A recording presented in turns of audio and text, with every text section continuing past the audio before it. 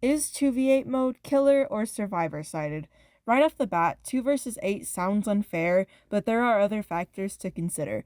A huge concern in the community was, are 8 gens too little to complete? If you want the short answer to all of this, it depends and resides on teamwork.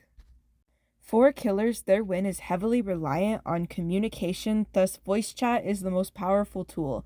It can help coordinate double taps, finding survivors, and other things as well. The only problem is voice chat isn't in the game, so looking at it from face value, killers have a disadvantage already.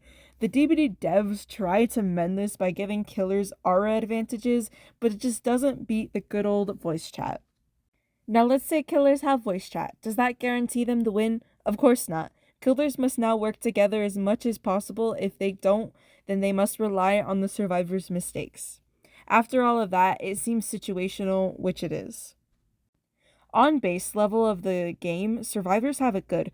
Voice chat isn't necessary for survival, not to mention the silver platter of perk survivors are handed. This makes teamwork so much easier. They have aura perks for days. This gives survivors a big advantage. However, once killers work together with comms and double taps, things can get messy quick.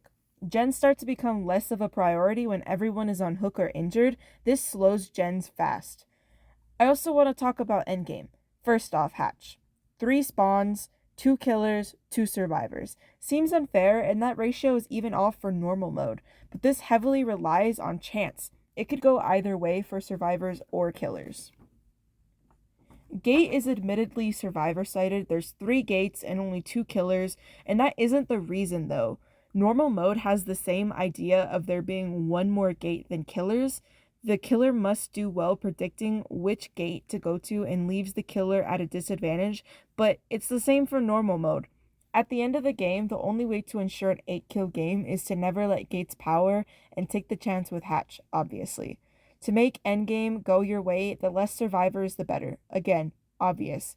All in all, 2 noob survivors will always be a noob killer because gens. Gens are so easy to do, whereas killer has to be so much more coordinated.